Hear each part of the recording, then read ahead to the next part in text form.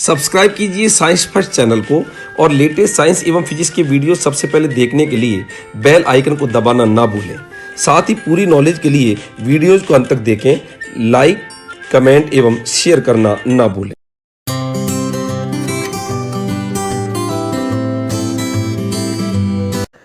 नमस्कार दोस्तों, स्वागत है आपका साइंस फर्स्ट चैनल के अंदर।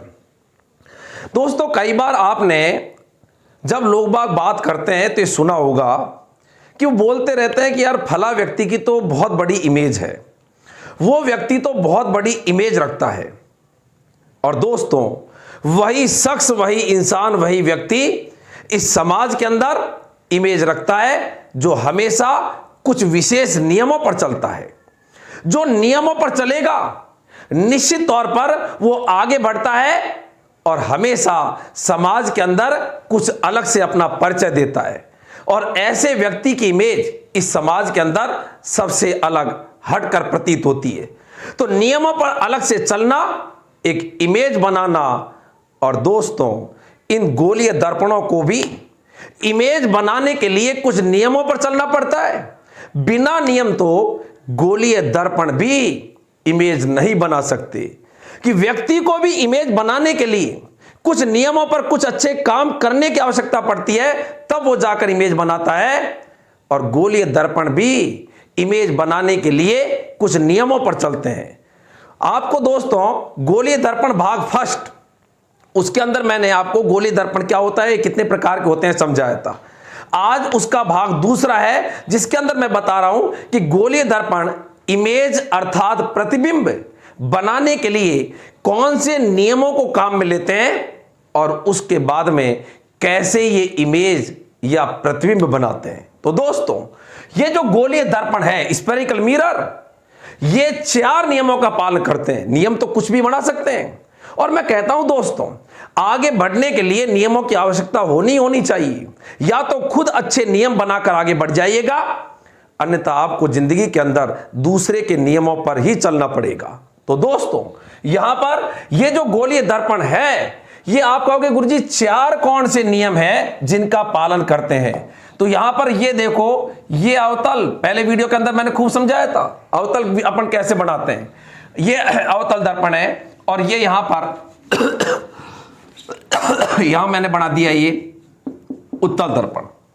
आप कहोगे गुरुजी और ले आओ, ये वापिस अवतल ले आया मैं, और ये मैं यहां पर ले आया उत्तल।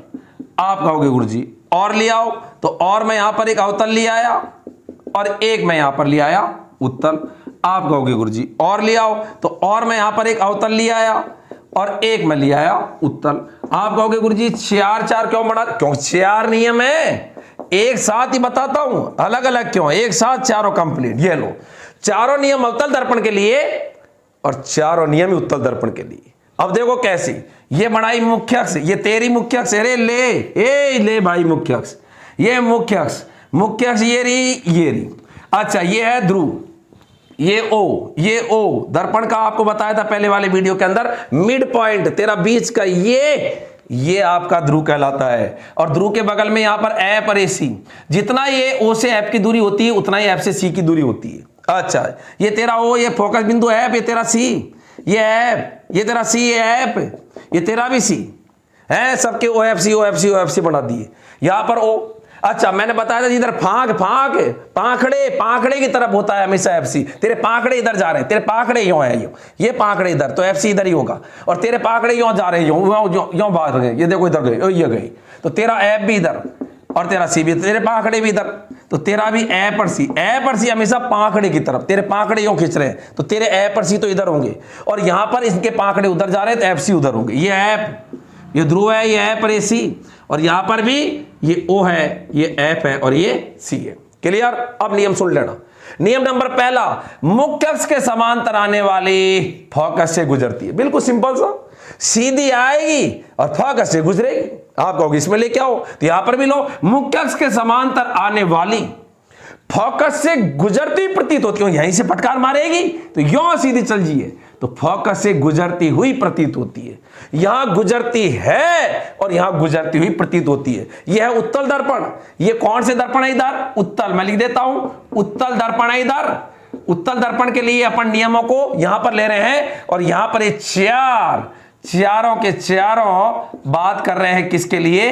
अवतल दर्पण के लिए। नियम नंबर पहला वापस अगेन बोलना चाहूंगा, मुख्य अक्ष के समांतर आने वाली प्रकाश की किरण फोकस से गुजरती है या मुख्य अक्ष से समांतर आने वाली, मुख्य अक्ष है कि समांतर आने वाली प्रकाश की किरण फोकस से गुजरती हुई, यहां टकरा के हो गई, पीछे की ओर बढ़ाओ तो गुजरती हुई प्रतीत होती है। तो नियम नंबर पहला मैं साथ के साथ लिखना चाहूंगा, मुख्य अक्ष के रे कैसा मुख्य लिखा रे सुगला साई, मुख्य अक्ष के समांतर आने वाली प्रकाश की किरणें रणे किरणें फोकस से गुजरती जिंदगी तू गुजरती है, फोकस से गुजरती है या गुजरती हुई प्रतीत होती है। प्रतीत किसमें होती है? उत्तल दर्पण में प्रतीत होती है। पहला नियम यहां पर क्लियर। तो पहला नियम, मुख्य अक्ष के समांतर आने वाली फोकस से गुजरती है या गुजरती हुई प्रतीत होती है। दूसरा नियम जस्ट उल्टा, आप कहोगे उल्टा, फोकस से गुजरने वाली, ले फोकस बिल्कुल इसे फोकस से गुजरने वाली मुख्य अक्ष की क्या हो जाती है? समांतर। जस्ट उल्टा, डायग्राम भी देखो बिल्कुल उल्टा कर दिया, तीर बदले, तेरा तीर यों तेरा यों जाके यों, और यहां पर क्या बोलोगे? फोकस की तरफ आने वाली, ऐसा लग रहा है फोकस तरफ आ रही है, बिल्कुल सीधी लाइन है, स्केल से बनाते हैं बिल्कुल सीधी बनती है ये, यों सीधी लाइन, फोकस की तरफ आने वाली मुख्य अक्ष की क्या हो जाती है? समांतर। जस्ट देखो वो का वही डायग्राम सेम, ये यों जाके यों और ये यों जाके यों, कि फोकस की तरफ आने वाली मुख्य अक्ष के समांतर हो जाती है और यहां पर फोकस से गुजरने वाली मुख्य अक्ष के समांतर हो जाती है। क्लियर? अच्छा, तो नियम नंबर दूसरा यहां पर लिख रहा हूं मैं कि नियम नंबर दूसरा, फोकस से गुजरने वाली प्रकाश किरण फोकस से गुजरने वाली या फोकस की तरफ आने वाली, ये भी थोड़ा सा गीला सा है, नातना। अपने पास तो ये देसी है, अपने पास कौन से डस्टर है, देसी काम है अपने तो, ये गीला सा है रे, नातना बहुत जोर का गीला हुआ रे, जोर का ही गीला है ये, मिटता नहीं है स्याही का। अच्छा तो देखो यहां पर गीले में क्या है, स्याही नहीं चलती है, अपने तो क्या है सब काम खुला है, कोई भी चीज ऐसी है नहीं कि भाई क्या है। अच्छा, फोकस से गुजरने वाली या फोकस की तरफ आने वाली या फोकस की तरफ, एक बार नियमों को पढ़ लेना, चारों नियम एक साथ है, एक सेट के में उड़ेंगे चारों नियम, कभी भी आए सीधे उड़ा देना। फोकस से गुजरने वाली या फोकस की तरफ आने वाली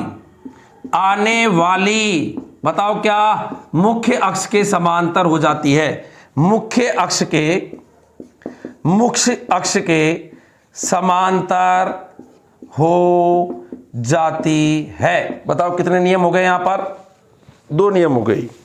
तो यहां पर 2 नियम हो गए बिल्कुल। देखो, मुख्य अक्ष से समांतर आने वाली फोकस से गुजरती है, फोकस से गुजरने वाली मुख्य अक्ष समांतर हो जाती है। यहां पर देखो, मुख्य समांतर आने वाली फोकस से गुजरती प्रतीत होती है और फोकस की तरफ आने वाली, ऐसा लग रहा है फोकस तरफ आ रही है, मुख्य अक्ष से क्या हो जाती है? समांतर हो जाती है। तो यहां पर 2 नियम क्लियर।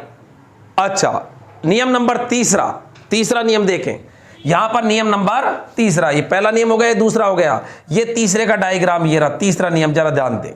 तो तीसरा क्या है? देखो, सी से जिए और सी से अजिए, सी से यदि कोई प्रकाश किरण जी आएगी, सी बिंदु से, ये वापस देखो इधर ध्यान दीजिएगा, यहां पर सी बिंदु था बिल्कुल, तो सी की तरफ यदि कोई जी आएगी तो सी से जी और सी से आ जिए, सी वो पॉइंट है, सीधी जी आएगी और पछाड़ खा के आएगी, जैसे जी आएगी वैसे ही आएगी। तो वक्रता केंद्र से जाने वाली प्रकाश की किरण पुनः वक्रता केंद्र से ही लौट आती है। यहां पर आप कहोगे कैसे? तो यहां पर देखो आप, ये पूरा दर्पण था, ऐसे कैसे ही उत्तल दर्पण, तो यहां पर कैसे, थोड़ा सा मैं इसको मिटाऊंगा ऊपर वाली लाइन को, ताकि यहां पर दर्पण के अंदर अपन इसकी डायग्राम को समझाएं, उसके लिए थोड़ी सी जगह हो। अच्छा, आपने दोनों नियम उतार लिए होंगे। अदरवाइज आप टेलीग्राम चैनल पर भी लिंक रहिएगा, वहां पर आपको पूरा डिटेल के अंदर ये सब कुछ मिलेगा। थोड़ा सा मैं यहां पर जगह कर रहा हूं ताकि इसको मैं समझा सकूं, क्योंकि प्रकाश की किरण लेके आनी है, जगह नहीं है, कहां से लेके आऊंगा? प्रकाश की किरण है ये कोई ऐसे है यो ही ले आऊंगा उठा के भाई। अच्छा, तो यहां पर देखो थोड़ा सा मैंने इसको जगह कर लिया ताकि यहां पर अपन इसको बता सकें। तो इसको मैं पूरा सा ही मिटा देता हूं इधर वाला। तो अच्छा देखो, आप ध्यान दें, तो यहां पर बताओ सी की तरफ आने वाली, जैसे ये, तो यहां पर ऐसे लग रहा है जैसे सी की तरफ आ रही है, तो सी से चल जाएगी। तो यहां पर क्या बोला? सी से आए, सी से जिए, मिट गया था थोड़ा सा। सी से आती है, सी से जाती है, यहां पर भी सी के आने वाली सी से चली गई। नियम नंबर तीसरा क्लियर हो गया। लिख दूं मैं यहां पर, यहीं लिख देता हूं तीसरा नियम। वक्रता केंद्र से गुजरने वाली या वक्रता केंद्र के तरफ आने वाली प्रकाश की किरण वापिस उसी रास्ते से लौट जाती है। तो लिख दूं तीसरा नियम यहां पर। अच्छा, तीसरा नियम लिख रहा हूं मैं यहां पर, नीचे थोड़ी जगह नहीं है, और मैंने इसको चारों नियमों को एक साथ आपको दिखाने के लिए अपन एक साथ इनको ले रहे हैं। तो वक्रता केंद्र से गुजरने वाली या वक्रता केंद्र की तरफ आने वाली, या वक्रता केंद्र की तरफ आने वाली, ये वक्र केंद्र की तरफ ही आ रही थी, तरफ आने वाली प्रकाश किरण पुनः वक्रता केंद्र, पुनः उसी पथ से लौट जाती है। यूं लिख लो, पुनः उसी पथ से सेम पथ से लौट जाती है। याद रखना, दर्पणों से हमेशा परावर्तन होता है, तो परावर्तित होकर वैसे वैसे लौट जाए। सी से आएगी, सी से चल जाएगी, मतलब सी से आएगी, सी से जिए, सी की तरफ आए, सी से चल जिए। और अंतिम और तीसरा नियम, चौथा नियम क्या है? तो तीन नियम ये हो गए, अंतिम और चौथा नियम ध्यान दीजिएगा। चौथा नियम क्या है? तो चौथा नियम नंबर 4, ध्यान दें। चौथा नियम क्या है? नंबर 4। चौथा नियम यह है, ध्रुव से जितने कोण से टकराएगी ऊपर से, उतना ही नीचे की तरफ लौट जाएगी। जितना तेरे ऊपर का कोण होगा उतना ही तेरे नीचे होगा। ध्रुव से जितने कोण से प्रकाश की किरण मुख्य अक्ष से कोण बनाती है, प्रकाश की किरण मुख्य अक्ष से ध्रुव पर जब टकराती है तो जितना कोण बनाती है उतना ही परावर्तन होकर नीचे बनाती है। जितना तेरा ऊपरला है उतना ही तेरा नीचला है। तेरे दोनों ही बराबर हैं, आपतन कोण बराबर परावर्तन कोण, आपतन कोण बराबर परावर्तन कोण। तो यहां पर मैं लिख दूं नियम नंबर चौथा। तो चौथा नियम क्या है? तो इसको मैं अपन जगह करके लिखेंगे। तो यहां पर देखो, आपको डायग्राम क्लियर हो गए होंगे। वापस एक बार मैं बोल रहा हूं, मुख्य अक्ष के समांतर आने वाली फोकस से गुजरती है, फोकस से गुजरने वाली मुख्य अक्ष से समांतर हो जाती है। क्लियर? अच्छा, यहां पर देखो, मुख्य समांतर आने वाली फोकस से गुजरती प्रतीत होती है, फोकस की तरफ आने वाली, डायग्राम मिट गया ये, फोकस की तरफ ये था नियम, ये वाला था, मैंने मिटा दिया था ताकि आप एक बार चारों को वापस देख लें, OFC। तो यहां पर अगला नियम, फोकस की तरफ आने वाली, बताओ क्या होगा? मुख्य अक्ष के समांतर हो गई, यही था जस्ट देखो। और तीसरा, सी से जाएगी, सी से लौट आएगी, इधर भी सी की तरफ आएगी, सी से लौट जाएगी। और चौथा नियम, मुख्य अक्ष से आपतित प्रकाश की किरण ध्रुव पर जिस कोण से टकराती है उसी कोण से वापस परावर्तित हो जाती है। यहां पर भी उसी कोण से वापस परावर्तित हो जाती है। टोटल ये 4 नियम है, एक साथ इनको आप देख पाओ, अलग अलग नहीं। 4 बार में मिटा के आपको 4 नियम समझाता, इससे बेहतर है चारों नियम एक साथ आपने देख लिए, और उससे क्या है कि दिमाग में ये चारों के चारों नियम आपके क्लियर हो गई। पहले नियम का जस्ट उल्टा दूसरा नियम है, और तीसरा नियम सी से जाएगी और सी से ही वापस लौट जाएगी। और चौथा, तेरा ऊपर से जितना कोण बनेगा उतना ही तेरा नीचे से कोण बनेगा। तेरा ऊपर से जितना कोण बनता है उतना ही तेरा नीचे से कोण बनता है। तो कुल मिला के यहां पर ये कितने नियम हो गए? टोटल 4 हो गए।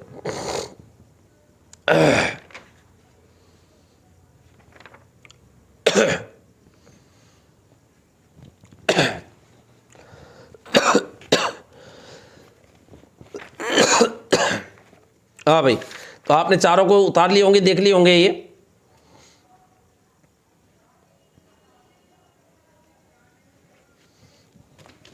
चौथा नियम मैं लिख देता हूं, मिटा रहा हूं मैं इन सभी को। चौथा नियम यहां पर मैंने लिखा नहीं है, तीनों नियम मैंने लिख दिए।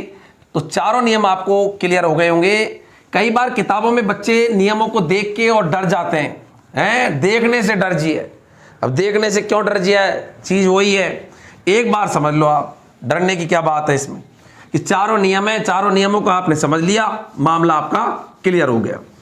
अच्छा, अब देखो यहां पर चौथा नियम क्या है। चौथा नियम क्या है कि प्रकाश की किरण मुख्य अक्ष, ध्रुव पर मुख्य अक्ष से जितना कोण बनाती है जब वो ध्रुव से टकराती है, तो यहां पर मैं नियम नंबर चौथा लिख रहा हूं,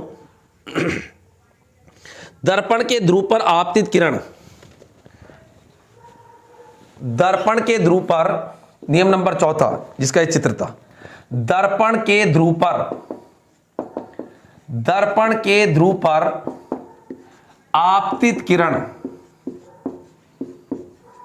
मुख्य अक्ष से जितना कोण बनाती है, मुख्य अक्ष से जितना कोण बनाती है, बनाती है, फुल स्टॉप, परावर्तित किरण भी, परावर्तित किरण भी मुख्य अक्ष से, मुख्य अक्ष से उतना ही कोण बनाएगी, उतना ही कोण बनाएगी, उतना ही कोण बनाएगी। तो दर्पण के ध्रुव पर आपतित किरण मुख्य अक्ष से जितना कोण बनाती है, परावर्तित किरण भी उतना ही कोण बनाएगी। मतलब ये डायग्राम वापस इधर ध्यान दीजिएगा, ये मुख्य अक्ष था, ये ओ था, ये एफ था, ये सी था।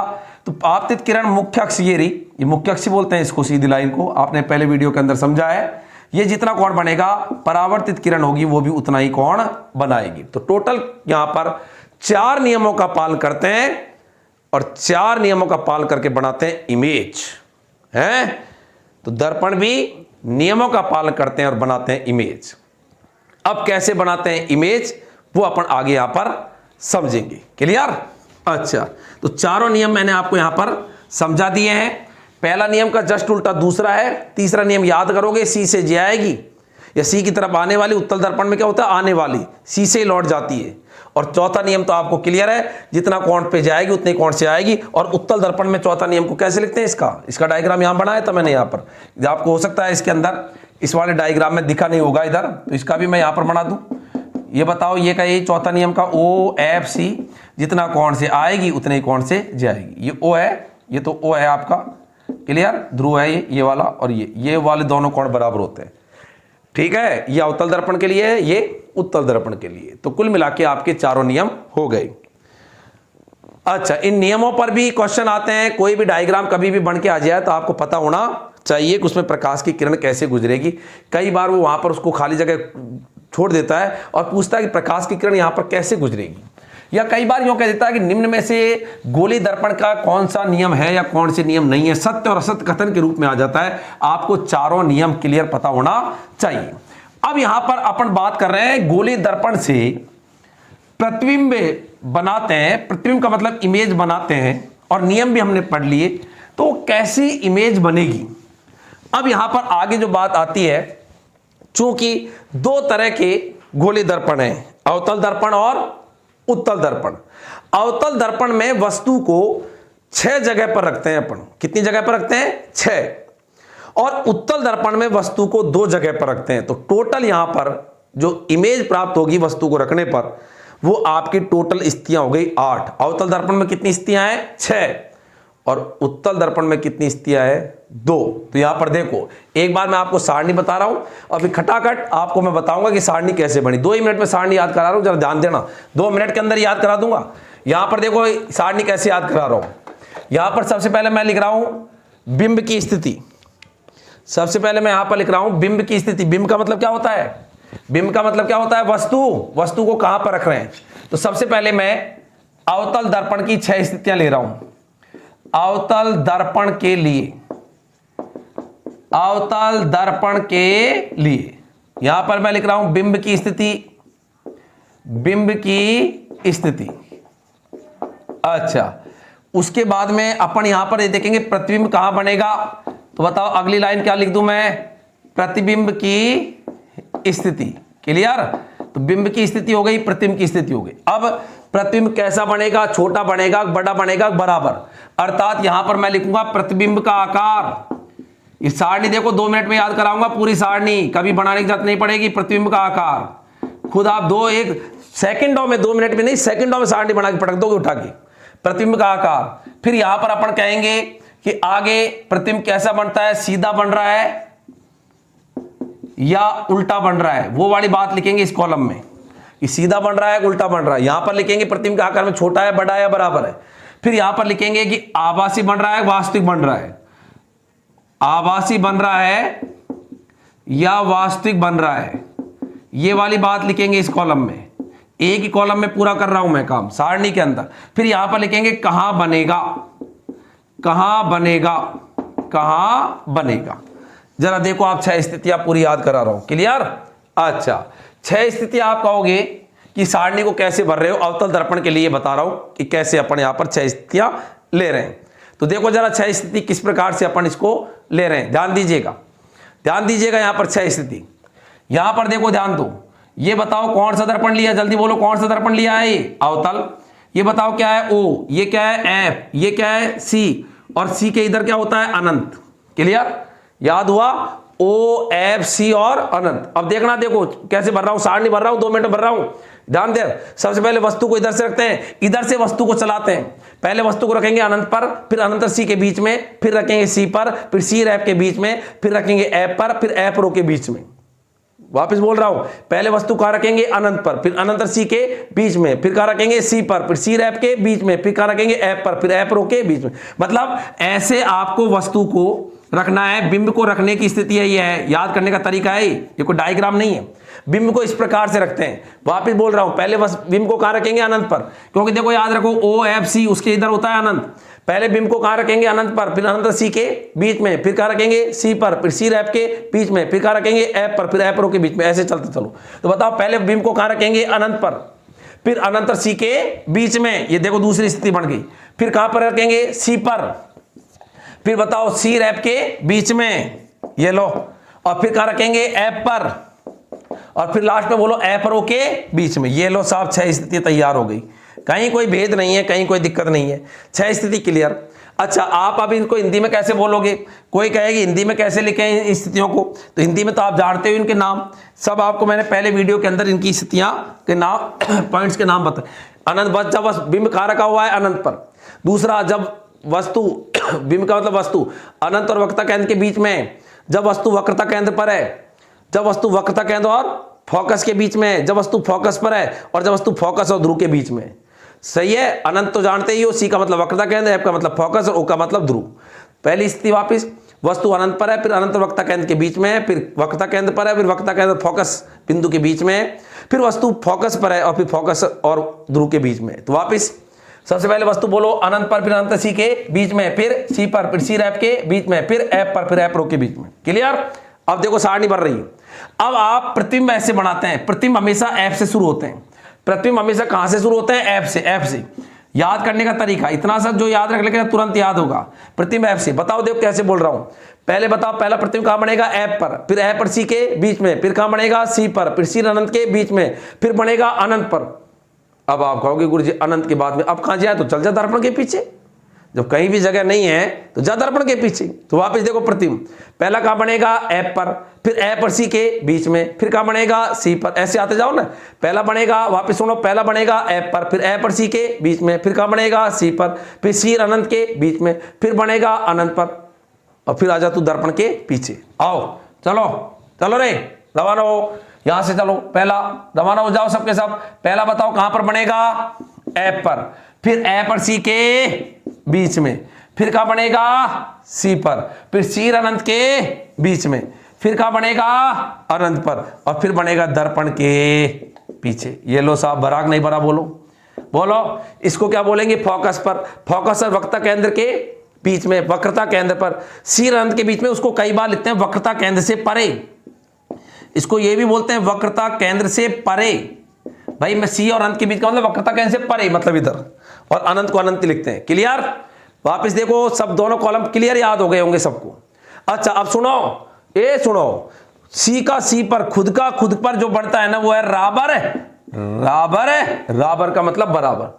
और याद रखना तेरे ऊपर ले दो छोटे छोटे, तेरे ऊपर ले दो छोटे छोटे और नीचे ले तेरे तीन बड़े बड़े हैं। ऊपर ले दो छोटे छोटे, आप कहोगे गुरुजी ऊपर ले दो छोटे छोटे, ये दो छोटे छोटे और नीचे ले तीन बड़े बड़े और ये भी बड़ा। तो बताओ क्या हुआ? तो यहां पर बताओ ये आपका याद हुआ कि नहीं हुआ? तो सी का सी बराबर और ऊपर ले छोटे, तो प्रतिबिंब कैसे बनेगा? छोटा, ये भी छोटा, तो ऊपर ले दो छोटे छोटे, सी का सी बराबर और नीचे ले तीन बड़े बड़े बड़े, नीचे ले तीन है, क्या है तीन, ये तो अपने हिसाब से ध्यान रख लेना, लेकिन नीचे ले तीन बड़े बड़े। अच्छा याद रखना इसमें ये जो होता है पहले वाला ये सबसे छोटा होता है, बिंदुवत होता है, सबसे छोटा, या इसको अपन बोलते हैं ऑब्लिक बिंदुवत, बिंदुवत प्रतिबिंब होता है ये छोटा। और ये जो अनंत पर बढ़ता है ना ये सबसे बड़ा बनता है, ये भी याद रखना है आपको, सबसे बड़ा। कोई आपसे पूछे तो ये अनंत वाला होता है और सबसे पहला होता है वो बिंदुवत सबसे छोटा होता है। याद क्लियर?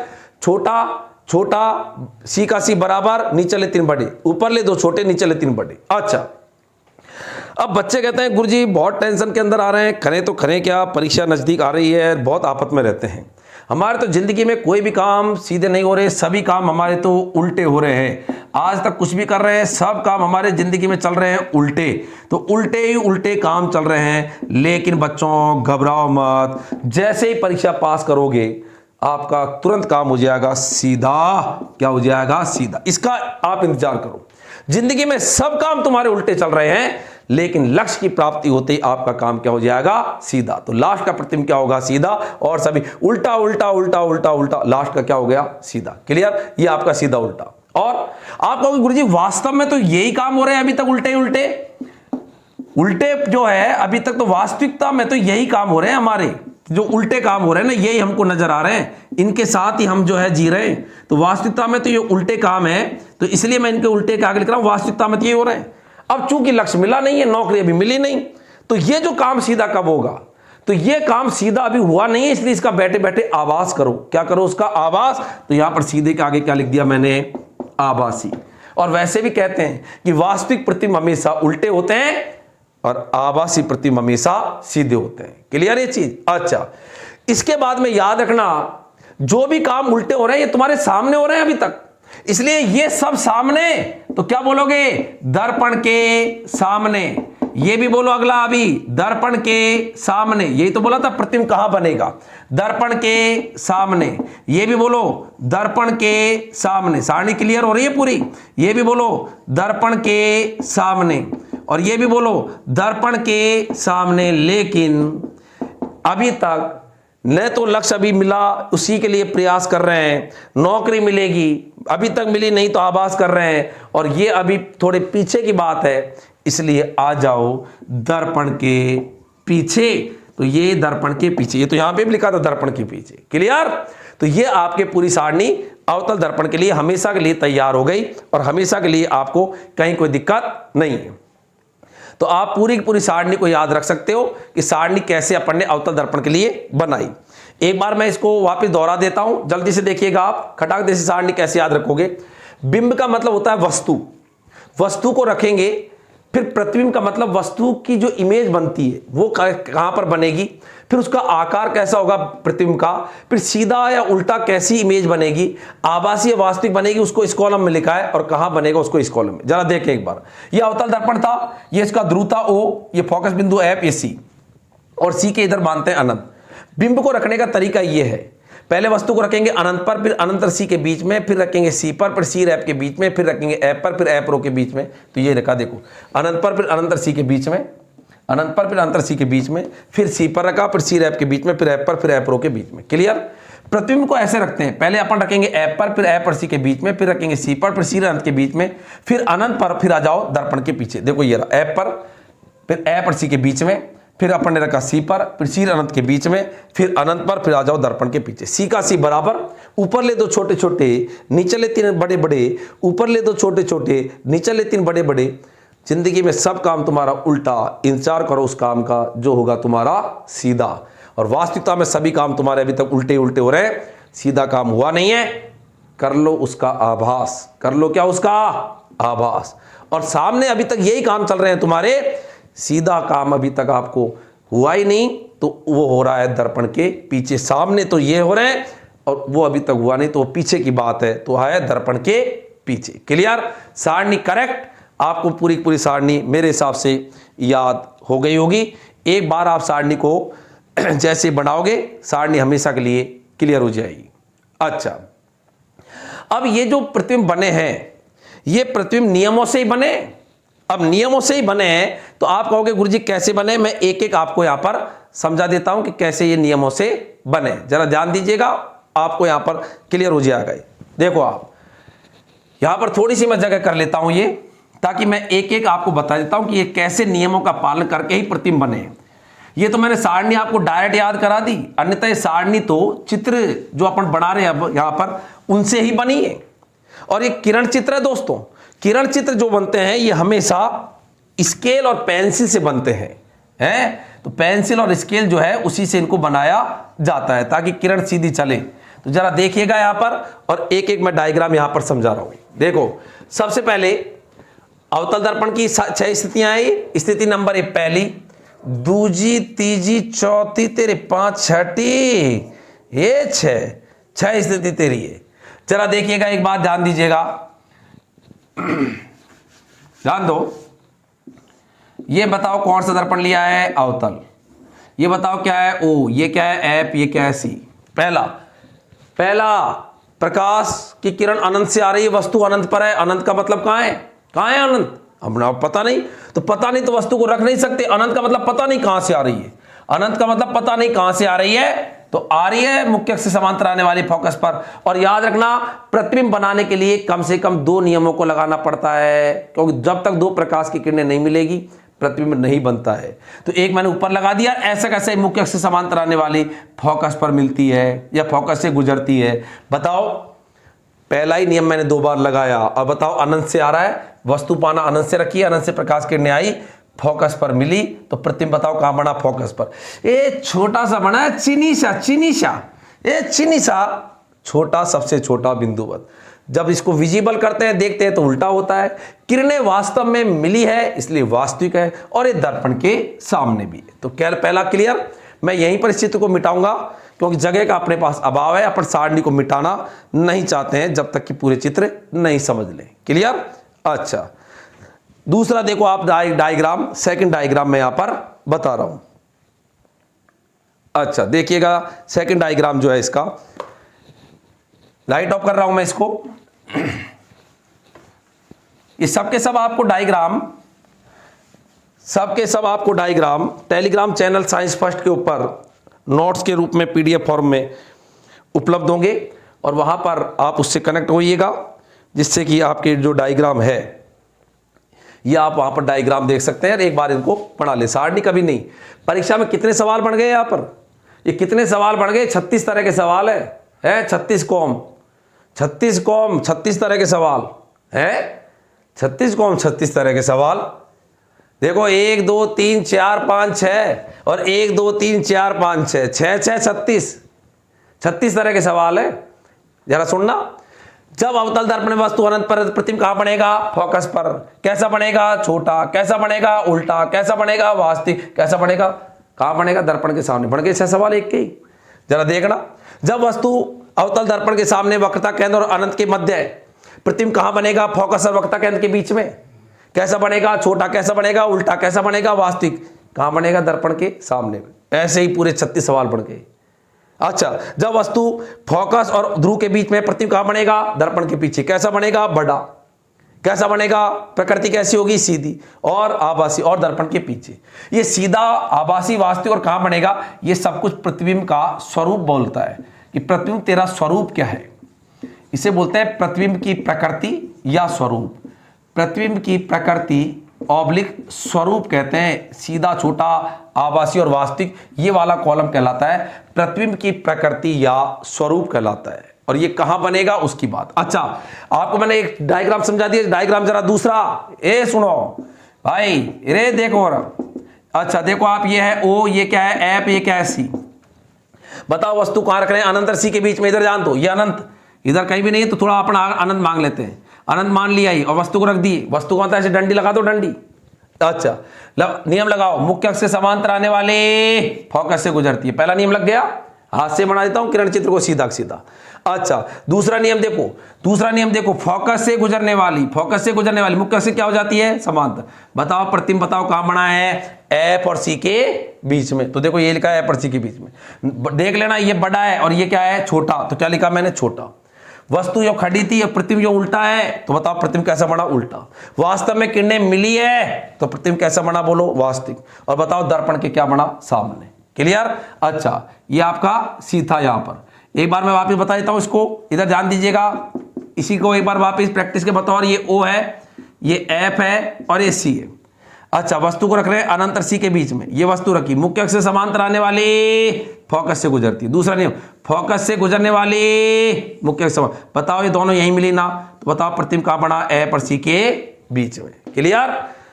वस्तु बड़ी थी, प्रतिबिंब क्या बना, छोटा। वस्तु जो खड़ी थी, प्रतिबिंब नीचे आया है, कैसा बना है, उल्टा।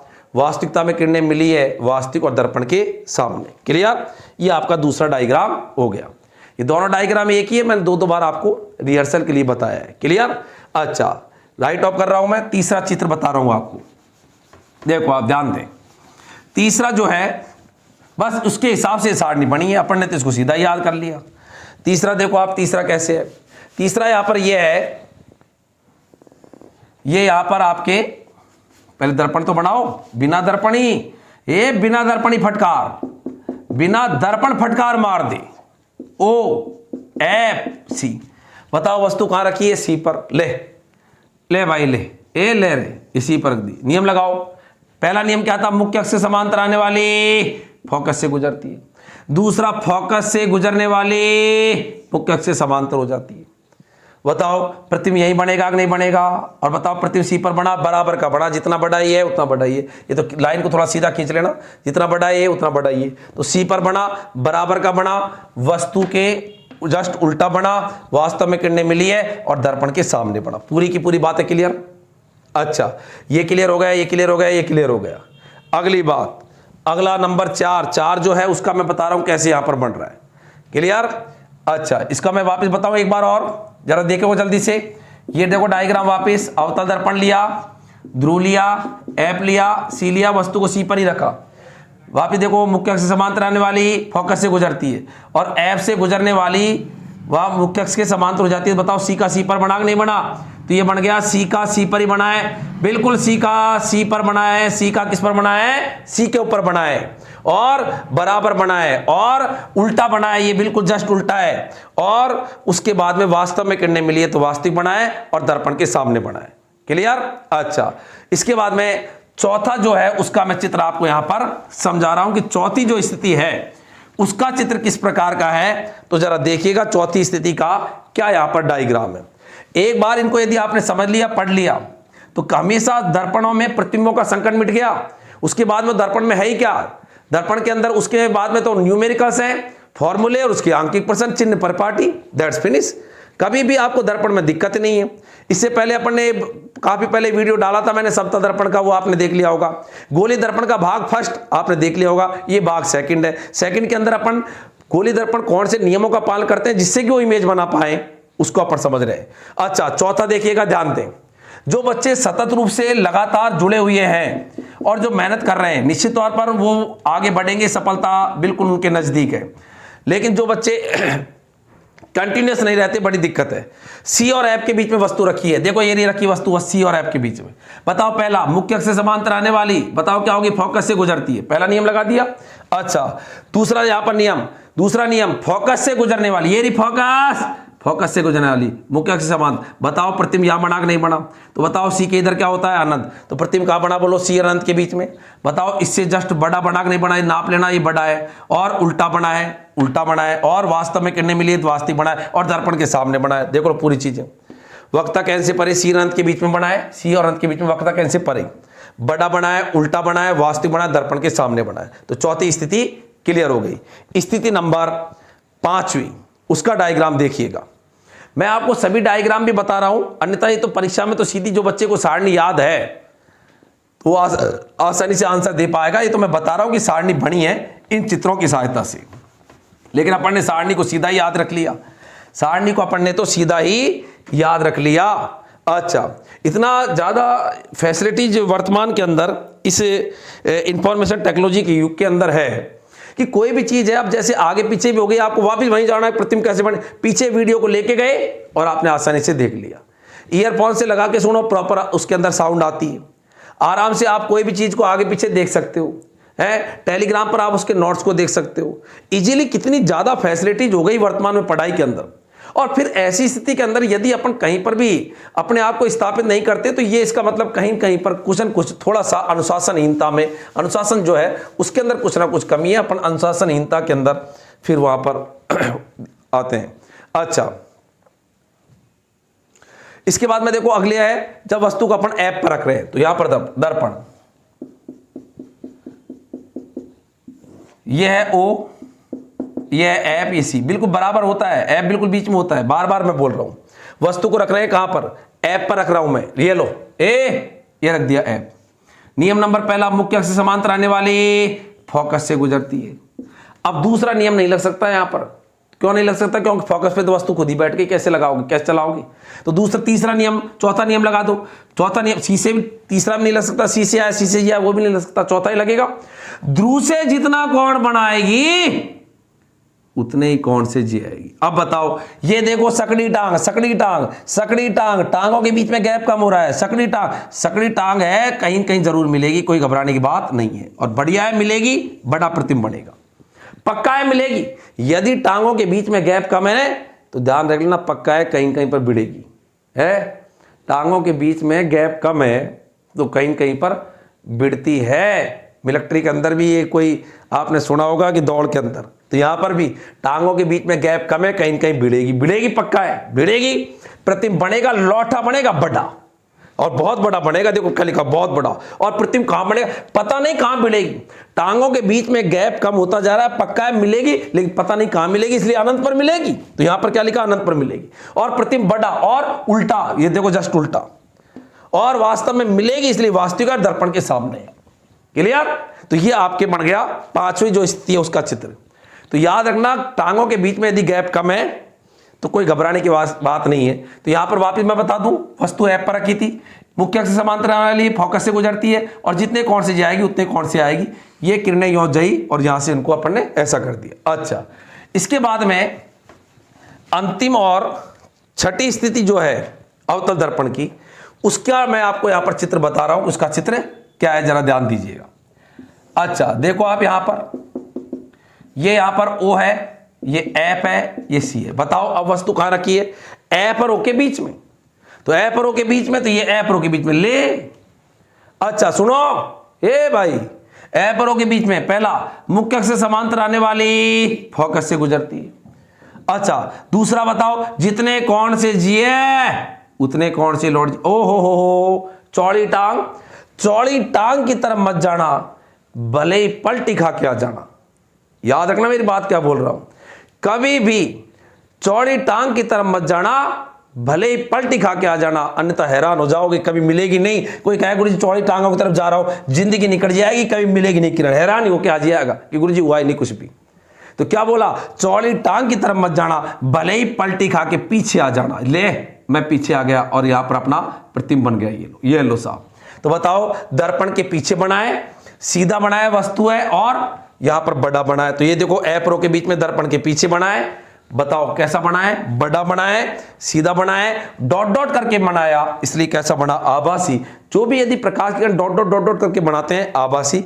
और दर्पण के पीछे, तो वापस देखो वस्तु कहां थी, ऐप रो के बीच में। पहला, मुख्य अक्ष से समांतर आने वाली ऐप से गुजरती है। दूसरा, ध्रुव से जितना कोण बनाएगी प्रकाश की किरण, मुख्य अक्ष से ध्रुव पर टकराई तो जितना कोण मुख्य अक्ष से बनाती है उतना ही परावर्तित किरण बनाती है, और इनको पीछे की ओर बढ़ाते हैं तो यहां पर ये प्रतिम प्राप्त हो जाता है। तो ये वस्तु थी बिंब और ये इसका प्रतिम बना। और प्रतिम कैसा बना बताओ, सीधा बना है, बड़ा बना है, दर्पण के पीछे बना है। तो ये मैंने लिखा है, दर्पण के पीछे बना है, बड़ा बना है, सीधा बना है, डॉट डॉट है आभासी।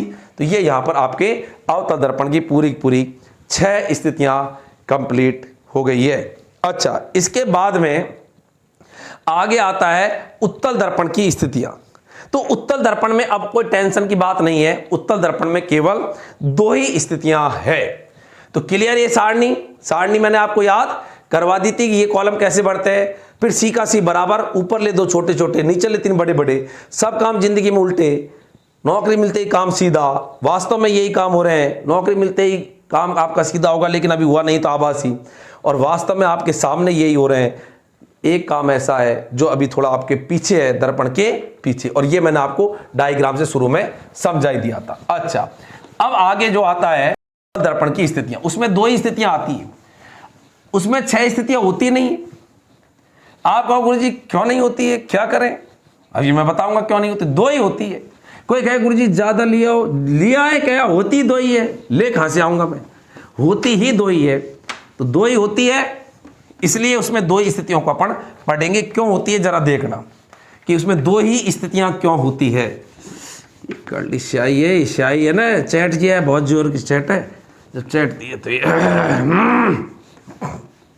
देखो आप,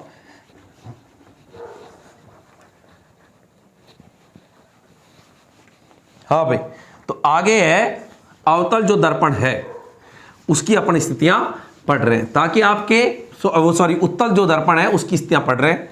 उत्तल दर्पण जो है उसके अंदर 2 ही स्थितियां होती है। अवतल दर्पण में तो अपन ने 6 स्थितियां पढ़ ली है, उत्तल दर्पण में 2 ही स्थितियां होती है। तो उत्तल दर्पण में 2 ही स्थितियां क्यों होती है जरा ध्यान दीजिएगा। देखो, इससे पहले अपन ने अवतल दर्पण की 6 स्थितियां पढ़ी थी, अवतल दर्पण की पढ़ चुके हैं। अब मैं हेडिंग डाल रहा हूं, उत्तल दर्पण के लिए। ए भाई जरा देखो क्या है उत्तल दर्पण के लिए। सबसे पहले बताओ बिंब की स्थिति। बिंब को कहां रख रहे हैं? बिंब का मतलब क्या होता है? वस्तु, ऑब्जेक्ट। प्रतिबिंब की स्थिति, वही कॉलम है ऊपर वाले ही जो अपन ने पूरा मिटा दिया था। अगले कॉलम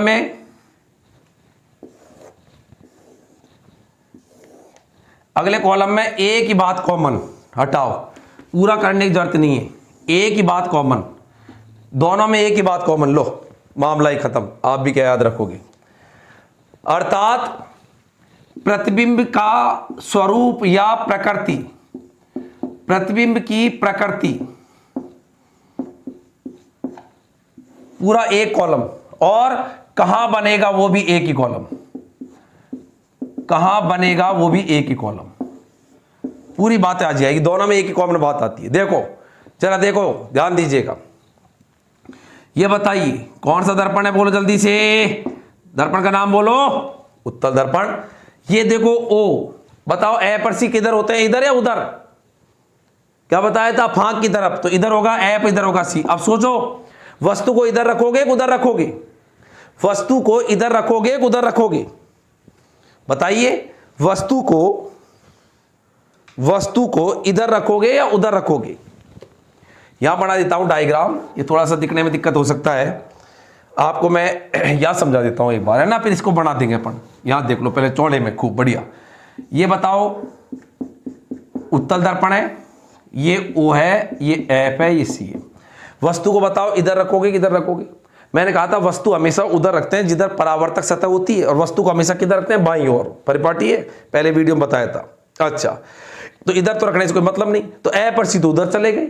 अब इधर बचा क्या? ओ, और इधर क्या है? अनंत।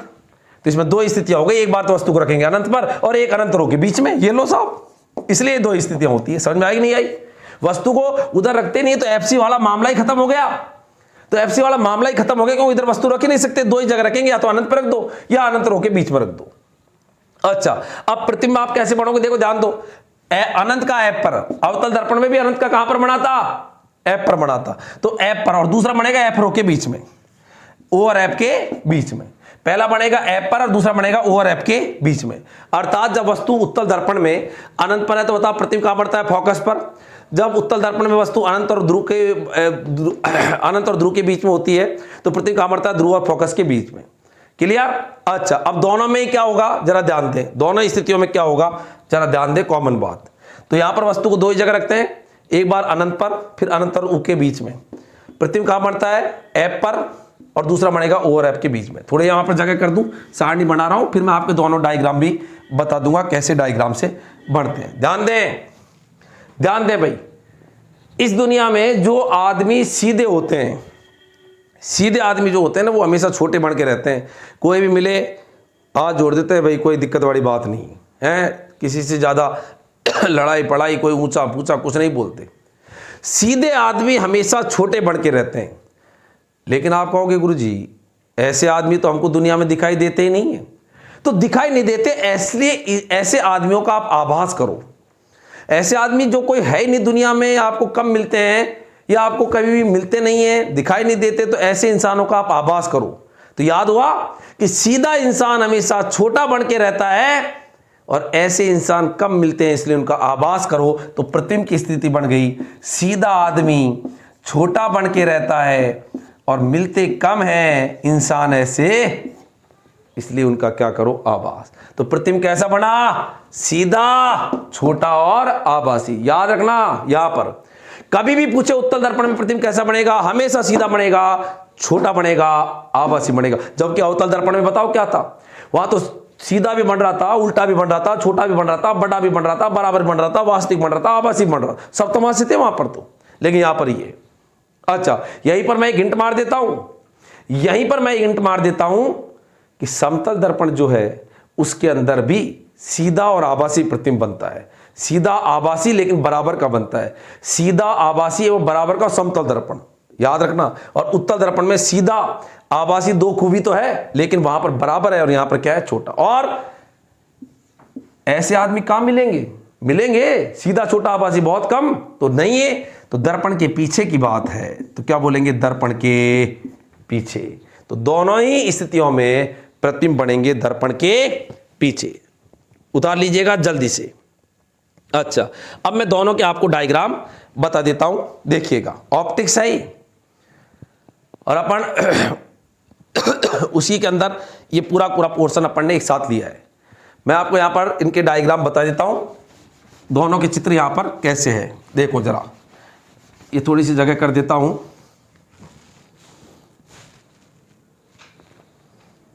देखो, हाँ भाई बताओ, उत्तल दर्पण एक नहीं है, बोलो ओ एक नहीं है, एप एक नहीं है, सी एक नहीं है, और बताओ ये अनंत एक नहीं है। बताओ वस्तु कहां रखी है अनंत पर, अनंत का मतलब रख नहीं सकते, पता नहीं कहां रखी है, सही है ना। अच्छा, पता नहीं वस्तु कहां रखी हुई है, पता नहीं है, क्लियर। और थोड़ी जगह कर ली। अच्छा बताओ, मुख्य अक्ष के समांतर आने वाली, पहला नियम, फोकस से गुजरती प्रतीत होती है। यहां पर भी मुख्य अक्ष के समांतर आने वाली, तो मुख्य समांतर आने वाली फोकस से गुजरती प्रतीत होती है। ऐसे मुख्य अक्ष से समांतर आने वाली ऐसे टकरा के चल जाएगी, फोकस से गुजरती हुई प्रतीत होती है। बताओ पहला प्रतिबिंब बना कि नहीं बना। वस्तु अनंत पर है तो ऐसे आई और यहां से तो पछाड़ का के जाती है, और बताओ प्रतिबिंब कहां बना, ऐप पर, बिल्कुल छोटा सा बनेगा ये है। और डॉट डॉट करके किरण को मिलाया तो आभासी, और बताओ प्रतिबिंब कहां बना, दर्पण के पीछे, तो ये लिख दिया दर्पण के पीछे। तो सीधा, छोटा, आभासी, दर्पण के पीछे, क्लियर। अच्छा, पहले का डायग्राम ये आ गया। दूसरे का डायग्राम भी मैं यहीं पर बना दूं ताकि दोनों एक साथ ही आपके तैयार हो गए। ये देखो, ये यहां पर है ओ, ये है आपका एफ और ए सी, ओ एफ सी इधर फांकड़े की तरफ जाते हैं, क्लियर ये चीज। अच्छा, ये आपका अनंत है। बताओ दूसरी स्थिति, वस्तु कहां रखी है, अनंत और ओ के बीच में, ओ का मतलब ध्रुव है। इसलिए तो कहते हैं पढ़ाई के अंदर कंटिन्यूएशन बहुत आवश्यकता है, कि जो हमेशा हर वीडियोज को या कोई भी पढ़ाई जब कर रहा है तो उसके अंदर जो कंटिन्यूटी रखता है, सततता रखता है, उसको हर चीज का पता रहता है कौन सी चीज कहां पर है। अच्छा, अनंत रो के बीच में, तो अनंत रो के बीच में वस्तु को रख दी यहां पर।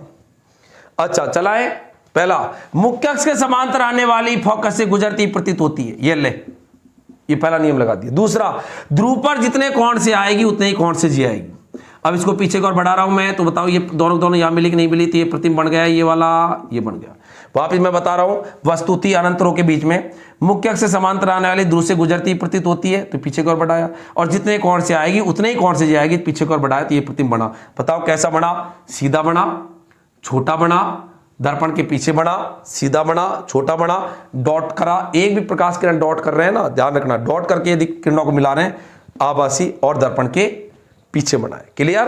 तो इसके दोनों डायग्राम ये हो गए, आपको ये सभी वहां पर भी उपलब्ध होंगे टेलीग्राम के ऊपर भी। अच्छा, अब मैं आपको एक सवाल दे रहा हूं, इस सवाल का आंसर आप कमेंट बॉक्स के अंदर बताइएगा। महत्वपूर्ण क्वेश्चन है, आपके रिप्लाई का इंतजार मैं करता हूं। बहुत सारे बच्चे उसके अंदर रिप्लाई देते हैं, लेकिन जो बच्चे नहीं देते हैं प्रयास करो कि आप जो है एक्टिव पार्टिसिपेशन अपना दिखाएं, ताकि तो यहां पर याद रखें उत्तर दर्पण में ये आपके सीधा छोटा आभासी, सीधे इंसान हमेशा छोटे बन के रहते हैं, ऐसे इंसानों का हमेशा आभास ही कीजिए। और यहां पर कितनी स्थितियां होती है बोलो? 2 स्थितियां होती है। तो आंसर आपको कमेंट बॉक्स के अंदर बताना है, ताकि आपका एक्टिव पार्टिसिपेशन नजर आए, कि लगे कि यार वास्तविकता में बच्चे भी टीचर के साथ जुड़े हुए हैं, उसके साथ लगातार अपनी मंजिल को प्राप्त करने के लिए प्रयासरत है, और आपकी सफलता ही मेरा एक उद्देश्य है, मेरा एक ध्येय है। उसी के लिए लगातार मैं जुटा रहता हूं, आपके साथ साथ मैं भी मेहनत के लिए खड़ा हुआ हूं, और आपसे कहीं ज़्यादा मेहनत जो है आपके लिए करने के लिए मैं पूरी तरह से तैयार हूं।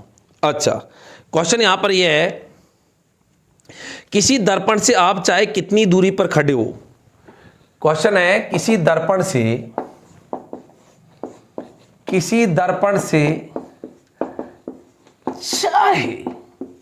चाहे आप कितनी भी दूरी पर खड़े हो, कितनी भी दूरी पर खड़े हो।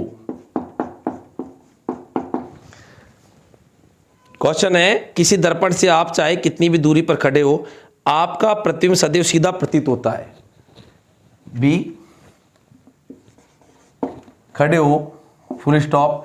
आपका प्रतिबिंब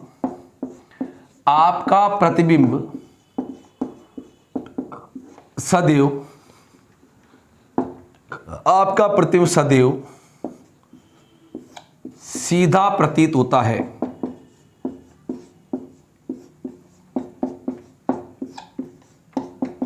सीधा प्रतीत होता है, तो सीधा प्रतीत होता है तो संभवतः दर्पण है, तो संभवतः दर्पण है।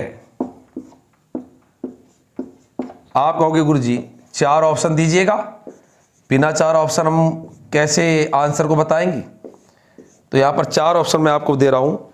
पहला है समतल दर्पण,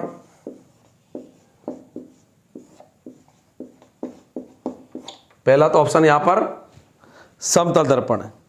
दूसरा है केवल अवतल, सबके नाम ले रहे हैं। तीसरा है केवल उत्तल, और लास्ट ऑप्शन है या तो समतल अथवा उत्तल, या तो समतल अथवा उत्तल। क्वेश्चन एक बार मैं अगेन रिपीट कर रहा हूं। क्वेश्चन है, किसी दर्पण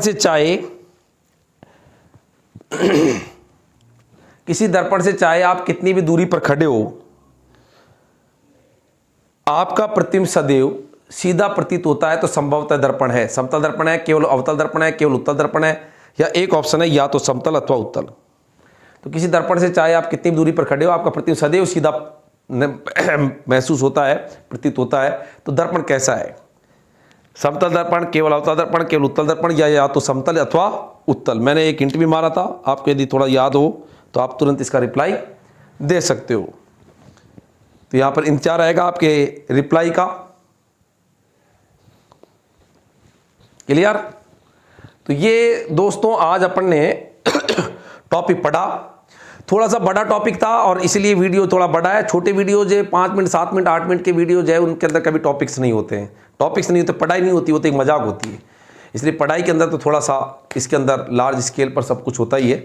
और आप देखो किताबों के अंदर जब इतना सारा बेहतर ढंग से दिया हुआ होता है तो उसको यदि पूरी तरह से नहीं ले तो फिर वो टॉपिक्स जो है पूरी तरह से आपके दिमाग में स्थापित नहीं होता है।